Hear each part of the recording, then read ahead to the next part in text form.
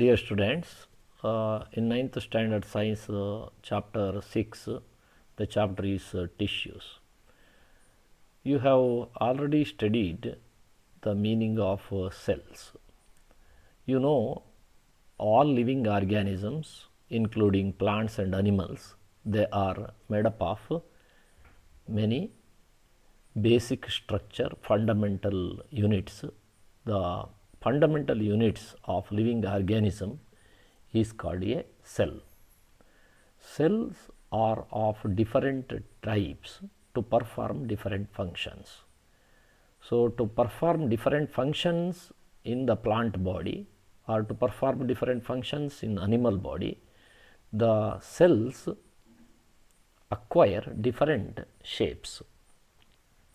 If the similar structure, if the similar cells, if the cells of same type are grouped together to perform a definite function, then that group is called a tissue. So, what is tissue? Tissue is a group of cells having similar structure and function. That means cells of similar structures and cells which are performing the same function, if they are grouped together, then it is called a tissue. Tissue ಅಂತ ಹೇಳಿದ್ರೆ same ರಚನೆ ಹೊಂದಿರುವಂತಹ ಮತ್ತು ಒಂದೇ ರೀತಿಯ ಕೆಲಸ ಮಾಡುವಂತಹ ಎಲ್ಲ ಸೆಲ್ಸ್ ಜೀವಕೋಶಗಳು ಒಟ್ಟಿಗೆ ಗುಂಪಾಗಿದ್ದರೆ ಅದನ್ನು ನಾವೇನಂತ ಕರಿತೀವಿ? ಟಿಶ್ಯೂ ಅಂತ ಹೇಳಿ ಕರಿತೀವಿ. ಇನ್ plants and animals, groups of cells called tissue carry out specific function. ಅಂದರೆ ಒಂದು ಸೇಮ್ ರಚನೆ ಹೊಂದಿರುವಂತಹ ಸೆಲ್ಸ್ನ ಗುಂಪು ಒಂದು ಡೆಫಿನೆಟ್ ಫಂಕ್ಷನ್ ಮಾಡುತ್ತೆ ಅನ್ನೋದಕ್ಕೆ ಇಲ್ಲಿ ಕೆಲವು ಎಕ್ಸಾಂಪಲ್ಸ್ ಇದೆ. Let us see those examples. In human being, the cells of muscular tissue ಅಂದರೆ ಮಾಂಸಖಂಡ ಇಲ್ಲಿದೆಯಲ್ಲ, ಮನುಷ್ಯನಲ್ಲಿ ಮಾಂಸಖಂಡ ಅಥವಾ ಸ್ನಾಯು ಅಂತೀವಿ. ಆ ಸ್ನಾಯು they have the power of contraction and relaxation. ಅದು ಕುಗ್ಗುತ್ತೆ ಮತ್ತು ಹಿಗ್ಗುತ್ತೆ. ಈ ಕುಗ್ಗುವ ಮತ್ತು ಹಿಗ್ಗುವ ಸಾಮರ್ಥ್ಯವನ್ನು ಹೊಂದಿದಂತಹ muscle cell they help in movement, body ಮೂಮೆಂಟಲ್ಲಿ ಅದು ಹೆಲ್ಪ್ ಮಾಡ್ತದೆ. ಸೊ ಬಾಡಿ ಮೂಮೆಂಟ್ನಲ್ಲಿ ಹೆಲ್ಪ್ ಮಾಡುವಂತಹ ಸಿಮಿಲರ್ ಸ್ಟ್ರಕ್ಚರ್ ಹೊಂದಿರುವಂತಹ ಎಲ್ಲ ಸೆಲ್ಸ್ಗಳು ಒಟ್ಟಿಗೆ ಒಂದು ಗುಂಪಾಗಿದೆ.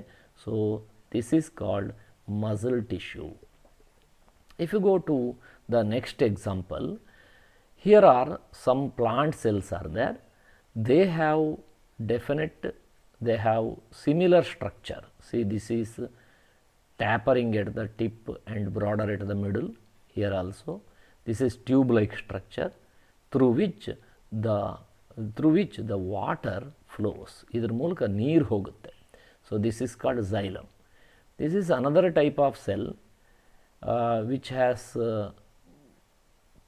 tube like structure here. This is called sieve tube. Here there is another cell that is called companion cell. So this structure is called phloem. Phloem helps to carry food. So these two are help in transportation of materials from one part of the plant body to another part of the plant body. Such tissue are called conducting tissue or vascular tissue. So xylem and phloem are collectively called vascular tissue because they conduct materials like water and food. Xylem conduct water, phloem conduct food. So these tissues in the plants, they have certain definite function to perform and they have the definite structure. So we call this group, this type of cell group or group of cells, tissue, as tissue. See, difference between the plant and animal tissues. Now we have to study difference between the plant and animal tissues. Plant tissue are somewhat simple when compared to animal tissues. This is because plant body is simple when compared to animal body. Animal body is more complex. ಪ್ರಾಣಿಗಳ ಶರೀರವು ಬಹಳ ಸಂಕೀರ್ಣವಾಗಿರುತ್ತದೆ, ಆದರೆ plant body structure ತುಂಬ simple ಆಗಿರ್ತದೆ. And another thing, plants do not move from one place to another place. ಒಂದು ಪ್ಲೇಸ್ನಿಂದ ಇನ್ನೊಂದು ಪ್ಲೇಸಿಗೆ ಪ್ಲಾಂಟ್ ಹೋಗಲ್ಲ. So most of the cells and tissue in the plant provide mechanical support and strength. ಅದರಿಂದ ಚಲಿಸದೇ ಇರೋದರಿಂದ ಸಸ್ಯದ ಜೀವಕೋಶದಲ್ಲಿ ಅವುಗಳು ಹೆಚ್ಚು ಕೆಲಸ ಅಂತ ಹೇಳಿದರೆ, ಅವುಗಳ ಕೆಲಸ ಅಂದರೆ ಮೆಕ್ಯಾನಿಕಲ್ ಸಪೋರ್ಟ್, ಒಂದು ಆಧಾರ ಕೊಡುವಂಥದ್ದು, ಆಮೇಲೆ ಸ್ಟ್ರೆಂತ್, ಗಟ್ಟಿತನವನ್ನು, ಸಸ್ಯಕ್ಕೆ ಗಟ್ಟಿತನವನ್ನು ಕೊಡೋದೇ ಇಲ್ಲಿನ ಹೆಚ್ಚಿನ ಸೆಲ್ಗಳ ಕೆಲಸವಾಗಿರುತ್ತೆ. So most of the tissue consists of dead cells because they provide mechanical support and strength to the body. ಹೀಗೆ ಒಂದು ಸಸ್ಯದ ಬಾಡಿಗೆ, ಅಂದರೆ ಅದರ ದೇಹಕ್ಕೆ ಮೆಕ್ಯಾನಿಕಲ್ ಸಪೋರ್ಟ್ ಮತ್ತು ಸ್ಟ್ರೆಂತ್ ಕೊಡಲಿಕ್ಕೋಸ್ಕರ ಅಲ್ಲಿರುವ ಸೆಲ್ಸ್ ಎಲ್ಲ, ಪ್ಲಾಂಟ್ ಸೆಲ್ಸ್ನಲ್ಲಿ ಹೆಚ್ಚಿನವೆಲ್ಲ ಡೆಡ್ ಸೆಲ್ಸ್ ಆಗಿರ್ತವೆ. And growth in the plant takes place only restricted to certain area. ಪ್ಲಾಂಟ್ನಲ್ಲಿ ಎಲ್ಲ ಕಡೆ ಒಂದೇ ರೀತಿ ಯೂನಿಫಾರ್ಮ್ ಆಗಿ ಗ್ರೋತ್ ಆಗಲ್ಲ. ಸ್ಟೆಮ್ ಟಿಪ್ನಲ್ಲಿ, ರೂಟ್ ಟಿಪ್ನಲ್ಲಿ ಅಲ್ಲಿ ಮಾತ್ರ ಗ್ರೋತ್ ಇರುತ್ತೆ. So plants have tissues like meristematic tissue. Meristematic tissue ಅಂದರೆ ಗ್ರೋತ್ ಟಿಶ್ಯೂ ಅಂತ ಕರಿತೀವಿ. ಸೊ ಈ ಗ್ರೋತ್ ಟಿಶ್ಯೂ ಎಲ್ಲಿ ಗ್ರೋಯಿಂಗ್ ಪಾಯಿಂಟ್ ಇದೆಯೋ, tip of the stem, tip of the root, ಅಲ್ಲಿ ಮೆರಿಸ್ಟಮ್ಯಾಟಿಕ್ ಟಿಶ್ಯೂ ಇರ್ತದೆ. ಇದರ ನೇಚರ್ ಏನಂದರೆ it is in continuous division. It is in continuous division ಅಂದರೆ ಯಾವಾಗಲೂ ಡಿವೈಡ್ ಆಗ್ತಿರ್ತದೆ and help for the growth of the plant. Another type of cells or another type of tissue in the plant are called permanent tissue. They do not divide. ಈ ವಿಚಾರದಲ್ಲಿ you can differentiate animal tissue and plant tissue. Animal tissue, they have living cells. Here we have dead cells. Most of the cells are dead in plant cells, but in plant. But most of the cells in animal body are living cells. This is because animals move from one place to another place. They need more energy than plant. ಯಾಕೆಂದರೆ ಇವುಗಳ ಚಲನೆ, activity ಜಾಸ್ತಿ ಇರೋದ್ರಿಂದ ಇವುಗಳಿಗೆ ಶಕ್ತಿ ಜಾಸ್ತಿ ಬೇಕು ಸಸ್ಯಕ್ಕಿಂತ. So most of the cells in the animal are living cells. Another difference is about the growth. Here I told you in plants the growth is restricted to certain area, but in case of animals the growth is uniform throughout the animal body. ಇಲ್ಲಿ ಬೆಳವಣಿಗೆ ಅನ್ನುವಂಥದ್ದು ಯಾವುದೋ ಒಂದು ಜಾಗಕ್ಕೆ ಪ್ರಾಣಿಗಳಲ್ಲಿ ಸೀಮಿತವಾಗಿಲ್ಲ. ಪ್ರಾಣಿಗಳ ದೇಹದಲ್ಲಿ ಎಲ್ಲ ಭಾಗಗಳಲ್ಲೂ ಕೂಡ ಗ್ರೋತ್ ಇರ್ತದೆ. So you cannot separate this is dividing cell, this is non dividing cell ಅಂತ you cannot differentiate in case of animals. Animals have organs. They perform specific function. So organs have specialized tissue. ಈ ಪ್ರತಿಯೊಂದು ಅಂಗಗಳು ಕೂಡ ಒಂದು specific function ಮಾಡೋದ್ರಿಂದ ಆ ಅಂಗಗಳಲ್ಲಿ different types of tissues are present in animals. Here we are going to study plant tissue in detail. Now plant tissue are of two types. Mainly there are two types of plant tissue. They are meristematic tissue and permanent tissue. ಇದನ್ನು ನಾನು ಆಗಲೇ ಹೇಳಿದೆ. Meristematic tissue ಅಂದರೆ ಇದು it is responsible for the growth of the plant. ಪ್ಲಾಂಟಿನ ಬೆಳವಣಿಗೆಗೆ ಇದು ಮಹತ್ವ ಕೊಡ್ತದೆ. And permanent tissue, they have permanent structure and they perform definite function. ಈ ಪರ್ಮನೆಂಟ್ ಟಿಶ್ಯೂ ಏನಿದೆ ಇವುಗಳ ರಚನೆ ಡೆಫಿನೆಟ್ ಆಗಿರುತ್ತೆ ಮತ್ತು ಅವು ಒಂದು ಡೆಫಿನೆಟ್ ಫಂಕ್ಷನನ್ನು, ಕೆಲಸವನ್ನು ಮಾಡ್ತವೆ. Now let us study meristematic tissue. Again meristematic tissue can be grouped in to 3 types. They are apical meristem. Apical refers to tip, ಅಂದರೆ ಸಸ್ಯದ ಕಾಂಡದ ತುದಿಯಲ್ಲಿ, ಸ್ಟೆಮ್ನ ಟಿಪ್ನಲ್ಲಿ ಅಥವಾ ರೂಟ್ನ ಟಿಪ್ನಲ್ಲಿರುವಂತಹ ಮೆರಿಸ್ಟಮ್ಯಾಟಿಕ್ ಟಿಶ್ಯೂವನ್ನು ನಾವು ಎಪಿಕಲ್, ಎಪೆಕ್ಸ್ ಮೀನ್ಸ್ ಟಿಪ್ ಅಂತ, ತುದಿ ಅಂತ ಹೇಳ್ತೀವಿ. ಅದು ಎಪಿಕಲ್ ಮೆರಿಸ್ಟೆಮ್ ಅಂತ ಕರಿತೀವಿ. Apical meristematic tissue. Intercalary meristematic tissue, intercalary meristematic tissue ಅಂತ.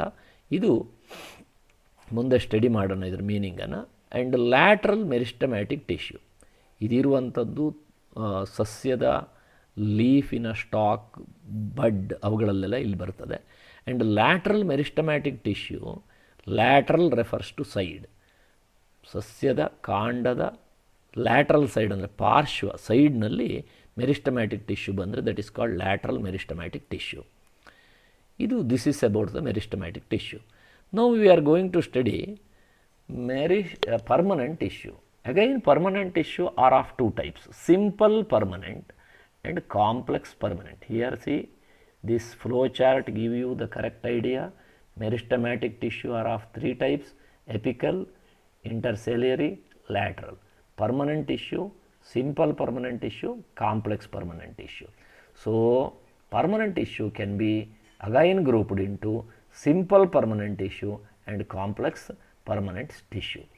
Simple permanent tissue are of three types. ಮತ್ತೆ ಆ ಸಿಂಪಲ್ ಪರ್ಮನೆಂಟ್ ಟಿಶ್ಯೂನಲ್ಲಿ ಪೇರೆನ್ಕೈಮ, ಕಾಲೆನ್ಕೈಮ, ಸ್ಕ್ಲೀರೆನ್ಕೈಮ ಅಂತ 3 ಟೈಪ್ ಇದೆ. Simple permanent tissue are of 3 types, parenchyma, collenchyma, sclerenchyma. What is simple permanent tissue? Permanent tissue, simple permanent tissue is a permanent tissue in which all the cells are similar. The similar cells are grouped to perform one definite function. Such case is called simple permanent tissue. That means parenchyma cells ಅಂದರೆ ಎಲ್ಲ parenchyma ಸೆಲ್ಗಳು ಒಂದೇ ರೀತಿ ರಚನೆ ಹೊಂದಿರ್ತವೆ. ಅವೆಲ್ಲ ಒಟ್ಟಿಗೆ ಗುಂಪು ಸೇರಿ ಒಂದು ಫಂಕ್ಷನನ್ನು ಮಾಡ್ತವೆ, ಒಂದು ಕೆಲಸವನ್ನು ಮಾಡ್ತವೆ. So that is called parenchyma cell, simple permanent tissue. Collenchyma cells is a simple permanent tissue because all collenchyma cells are similar in structure. They perform definite function. So collenchyma cells are also simple permanent tissue. Here sclerenchyma is also same. Here sclerenchyma cells are similar in structure and they perform a definite function in the plant body. So they are also an example for simple permanent tissue. But complex permanent tissue ಅಂದರೆ ಏನು ಅಂತ? Complex permanent tissue means xylem perform conduction of water. Xylem conducts water, but to conduct water in xylem there are 4 different types of cells are there. All the 4 different types of cells collectively help in carrying water from one place to another place in the plant body. Similarly, phloem is also consists of 4 different types of cells. In phloem we come across 4 different types of cells. All the 4 different types of cells collectively perform one function. So ಇಲ್ಲಿ cells ಎಲ್ಲ ಒಂದೇ ರೀತಿ ಇಲ್ಲ. Xylem ಫ್ಲೋಯಮ್ನಲ್ಲಿ ಒಂದು ಕೆಲಸ ಮಾಡಲಿಕ್ಕೆ ಅನೇಕ ಥರದ ಸೆಲ್ಸ್ ಎಲ್ಲ ಸೇರಿಕೊಂಡು ಒಂದು ಕೆಲಸ ಮಾಡ್ತವೆ. ಹಾಗಿದ್ದರೆ that permanent tissue is called complex permanent tissue. Here again we are going to study the meaning of apical meristematic tissue, lateral meristematic tissue and intercellular meristematic tissue. See meristematic tissue ಅಂದರೆ ಏನು ಅಂತ ನೋಡೋಣ. Meristematic tissue are found in the growing region of the plant body. ಅಂದರೆ ಎಲ್ಲಿ ಸಸ್ಯದಲ್ಲಿ ಬೆಳವಣಿಗೆ ನಡೆಯುತ್ತೋ ಆ ರೀಜನ್ನಲ್ಲಿ ಮೆರಿಸ್ಟಮ್ಯಾಟಿಕ್ ಟಿಶ್ಯೂ ಬರ್ತದೆ. That is like tip of the root, tip of the stem and branches. They divide continuously. ಇವುಗಳ ಪ್ರಾಪರ್ಟಿ ಏನಂದರೆ these cells, the cells of meristematic tissue are in continuous division. ನಿರಂತರ ಡಿವೈಡ್ ಆಗ್ತಲೇ ಇರ್ತದೆ, ಸೆಲ್ಸಿನ ಸಂಖ್ಯೆ ಜಾಸ್ತಿ ಆಗ್ತಾ ಇರ್ತದೆ. ಆದ್ದರಿಂದ ಪ್ಲಾಂಟ್ ಬಾಡಿ ಗ್ರೋತ್ ಆಗ್ತದೆ, ಬೆಳೀತದೆ. So this helps in the growth of the plant body. So they are of 3 types. Meristematic tissue are of 3 types: apical meristematic tissue, lateral meristematic tissue and intercalary meristematic tissue. Now let us study what is apical meristematic tissue. Apical ಅಂದರೆ ತುದಿ ಅಂತ ಆಗಿ ಹೇಳಿದೆ, tip ಅಂತ ಹೇಳಿದೆ. So these tissue are present in the tip of the stem and tip of the root. They help in the growth of the stem and root. ಬೇರಿನ ಬೆಳವಣಿಗೆ, ಸ್ಟೆಮ್ಮಿನ ಬೆಳವಣಿಗೆಯಲ್ಲಿ ಇವು ಹೆಲ್ಪ್ ಮಾಡ್ತವೆ. Lateral meristematic tissue, they are present in the side. Lateral refers to side ಅಂತ ಹೇಳಿದೆ. Side of the stem and side of the root, ಅಂದರೆ ಕಾಂಡದ ಸಿಪ್ಪೆ ಭಾಗ ಆಮೇಲೆ ರೂಟಿನ ಸೈಡ್ ಅಲ್ಲೆಲ್ಲ ಇವು ಕಂಡುಬರ್ತದೆ. They help in increase in the girth. ಅಂದರೆ ಗರ್ತ್ ಅಂತ ಹೇಳಿದ್ರೆ ಕಾಂಡದ ದಪ್ಪವನ್ನು ಹೆಚ್ಚಿಸಲಿಕ್ಕೆ ಇವು ಸಹಾಯ ಮಾಡ್ತದೆ. ಅಂದರೆ ಬೇರಿನ ದಪ್ಪ, ಕಾಂಡದ ದಪ್ಪವನ್ನು ಇವು ಹೆಲ್ಪ್ ಮಾಡ್ತವೆ, ಇನ್ಕ್ರೀಸ್ ಮಾಡಲಿಕ್ಕೆ ಹೆಲ್ಪ್ ಮಾಡ್ತವೆ. Intercalary meristematic tissue, they present in the base of the leaf, ಎಲೆಗಳ ಬುಡದಲ್ಲಿ. And they are present in the internode. Internode ಅಂದರೆ ಅಂತರ್ಗಿಣ್ಣು ಅಂತ. ಸಸ್ಯದಲ್ಲಿ ಗಿಣ್ಣುಗಳಿರ್ತವೆ, ಆ ಗಿಣ್ಣಿನ ಮಧ್ಯಭಾಗ ಇಂಟರ್ನೋಡ್ಸ್ ಅಂತ ಕರಿತೀವಿ. ಅಲ್ಲಿಯ ಗ್ರೋತಿಗೆ ಇದು ಇಂಟರ್ಕ್ಯಾಲರಿ ಸೆಲ್ಸ್ ಹೆಲ್ಪ್ ಮಾಡ್ತವೆ. Next we are going to study permanent tissue. Permanent tissue ಮತ್ತು ಸಿಂಪಲ್ ಪರ್ಮನೆಂಟ್, ಕಾಂಪ್ಲೆಕ್ಸ್ ಪರ್ಮನೆಂಟ್ ಅಂತಿದೆ. Permanent tissue are formed from meristematic tissue. ಪ್ರಾರಂಭದಲ್ಲಿ ಎಲ್ಲ ಸೆಲ್ಗಳು ಪ್ಲ್ಯಾಂಟ್ನಲ್ಲಿ ಮೆರಿಸ್ಟಮ್ಯಾಟಿಕ್ ಸೆಲ್ಸೇ ಆಗಿರ್ತವೆ ಹುಟ್ಟಿದಾಗ. ಆಮೇಲೆ ಅವು ಸಸ್ಯದ ಯಾವ ಭಾಗದಲ್ಲಿರ್ತಾವೋ ಅಲ್ಲಿ ಅವು ಏನು ಕೆಲಸ ಮಾಡಬೇಕು ಅದಕ್ಕೆ ಅನುಗುಣವಾಗಿ ಮೆರಿಸ್ಟಮ್ಯಾಟಿಕ್ ಟಿಶ್ಯೂ ಸೆಲ್ ಇದೆಯಲ್ಲ ಅದರಲ್ಲಿ ಮಾರ್ಪಾಟಾಗುತ್ತೆ, ಮಾಡಿಫಿಕೇಷನ್ ಆಗಿ they perform different function. So all permanent tissue cells are from the meristematic tissue. They do not divide. ಅಂದರೆ permanent tissue they do not divide and they have a permanent shape. ಅವುಗಳಿಗೆ ಶಾಶ್ವತ shape ಇದೆ, size ಇದೆ. They differentiate into different types of permanent tissue. Permanent ಟಿಶ್ಯೂನಲ್ಲಿ ಬೇರೆ ಬೇರೆ ರೀತಿಯ permanent tissue ಆಗಿ ಅವು ಇವಾಗಲೇ ರೂಪಾಂತರ ಆಗಿದ್ದಾವೆ. Permanent tissue are of two main type, that is simple permanent. As I told you earlier, if the cells of the permanent tissue are similar in structure, then that group is called simple permanent tissue. If the permanent tissue cells are of different type to perform a single function, then that type of permanent tissue is called complex permanent tissue. Now let us study simple permanent tissue. Simple permanent tissue are made up of only one type of cell. Permanent ಟಿಶ್ಯೂನಲ್ಲಿ only one type of ಸೆಲ್ನಿಂದ ಆಗಿದ್ದರೆ that is called simple permanent tissue ಅಂತ ಹೇಳಿ ಕರಿತೀವಿ. Simple permanent tissue ಅಂಥೇಳಿ. See this is simple permanent tissue. See this is parenchyma. See here parenchyma cells, all cells are spherical in shape. ಗೋಳ ಉಂಡೆ ಇದ್ದಾಗಿದೆ. So ಎಲ್ಲವೂ ಹೆಚ್ಚು ಒಂದೇ ರೀತಿ ರಚನೆ ಹೊಂದಿದ್ದಾವೆ. So parenchyma is a simple permanent tissue. See, this is collenchyma.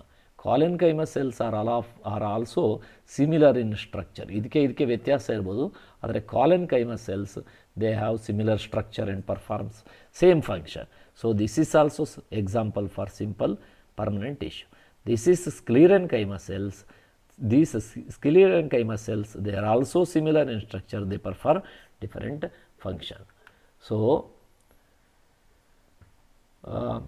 simple permanent tissue are of three types as you study already: parenchyma, collenchyma and sclerenchyma. What are parenchyma?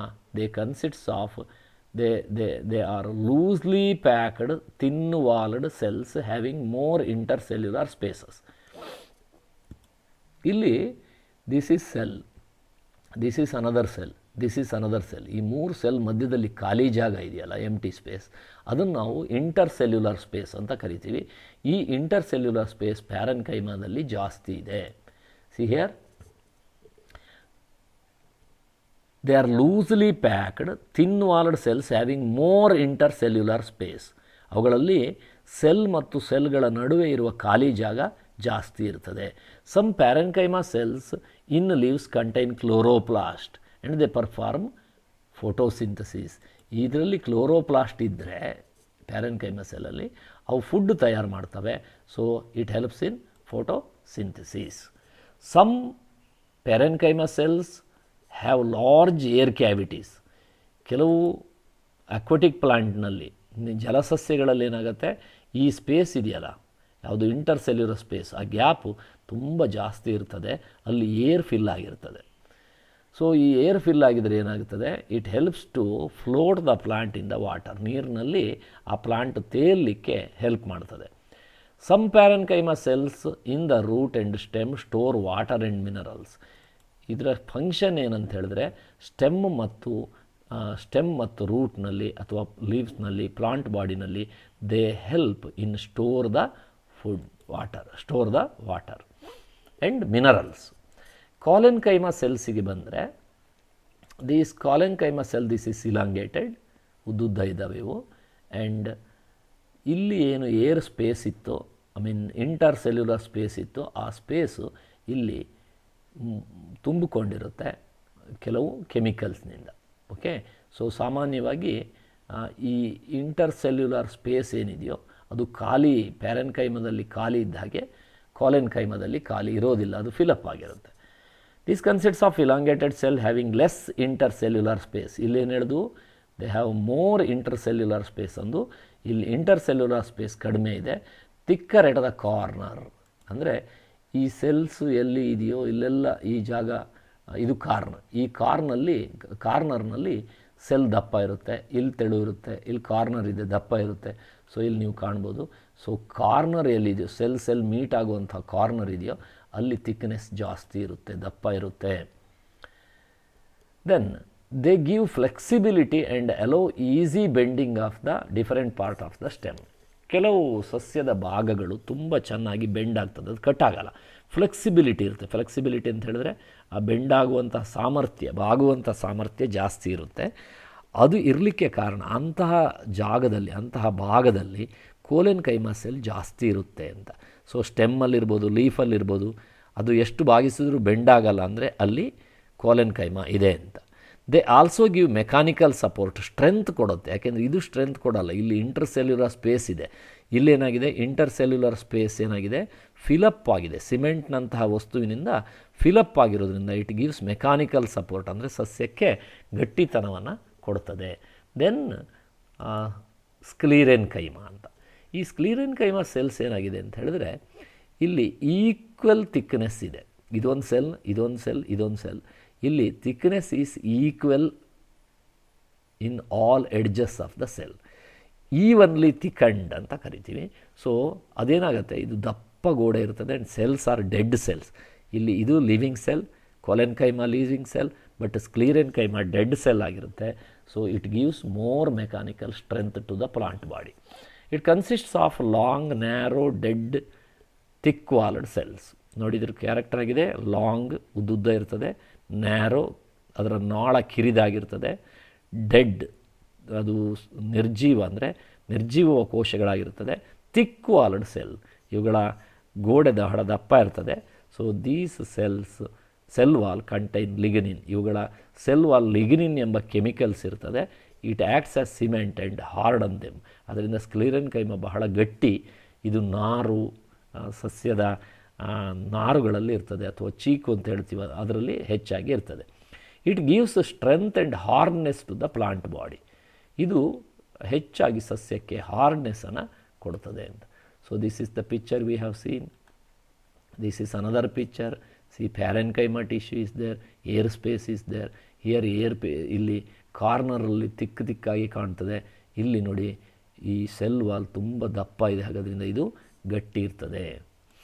This is another picture which gives you some more idea.